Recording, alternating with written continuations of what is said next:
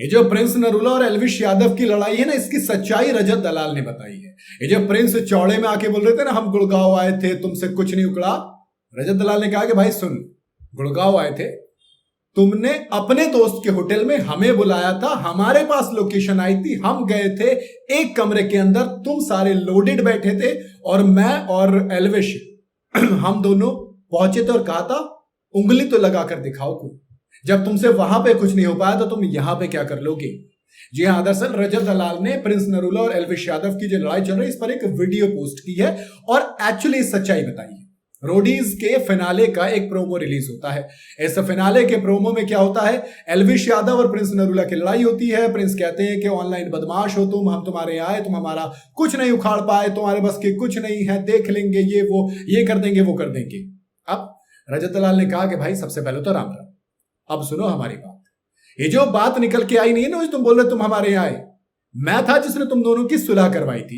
आप एक्चुअली वो वीडियो देखोगे तो उसमें रजत दलाल पीछे बैठे हुए नजर भी आ रहे हैं। तो कहा कि मैंने तुम्हारी सुलह कराई थी ना, अब तू उस चीज का फायदा उठा रहा है।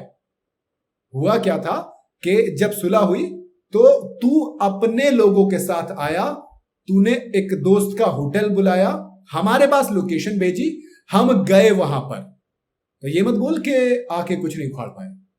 तेरे होटल के कमरे में तुम बैठे थे, तो लोडेड में थे, लोडेड का मतलब होता है गन वगैरह थी उनके पास। और रजत का कहना है कि मैं और एल्विश अकेले गए, पहले मैं पहुंचा था, फिर एल्विश आया था 3-4 दोस्तों के साथ, बट मैं और एल्विश अकेले बैठे और हमने वहां पे भी बोल दिया था कि उंगली तो लगा कर दिखाओ ना। तो जब उस वक्त कुछ नहीं कर सका तो अब क्या करेगा। रजत ने क्लियर ये भी कही कि परिवार तुम्हारे भी है, परिवार हमारे भी है, काम तुम्हारे पास भी है, हमारे पास भी है, ऊपर वाले की दया है, सब कुछ सही चल रहा है, उस पर ध्यान दो। लेकिन अगर तुम ये फेक नैरेटिव सेट करना चाहोगे, अगर तुम कुछ और करना चाहोगे तो दोस्त चूड़ियां हमने भी नहीं पहनी। रजत ने क्लियर कहा कि मेरी तरफ से कोई वीडियो का पार्ट 2 नहीं आएगा, लेकिन इतना ध्यान रखना पहल मैं करूंगा भी नहीं, बाकी आगे देख लेंगे, जो होगा वो पता लग जाएगा। रजत ने वैसे एक समझदारी वाली बात कही कि तुम जी उड़ रहे हो ना, दरअसल देखो बात क्या है। कहा कि देखो रजत ने कि मैंने प्रशासन की चोट खाई हुई है। रजत ने, वो जो कई सारे कानूनी मैटर रहे हैं रजत के, कहा कि एल्विश ने भी प्रशासन की चोट खाई हुई है। बिल्कुल है दोस्त, एल्विश यादव के भी कई सारे केसेस अभी भी चल रहे हैं। कहा कि प्रिंस ने ना अभी प्रशासन की चोट खाई नहीं है। हमने कई सारे ऐसे मैटर देखे जहां पर हवाबाजी दोनों तरफ से होती है, लेकिन फिर पुलिस वाले कहते हैं कि आओ जरा अब हम बताते हैं कि कानून किस चीज को कहते हैं। वही वाली चीज है दोस्त, कानून हाथ में नहीं लेना चाहिए, वरना कानून हाथ में दे देता है। तो अब आपके ऊपर है ना कि आप क्या कर रहे हो। और रजत दलाल को अच्छे से पता है कि कहां तक बोलना है, कहां तक नहीं बोलना।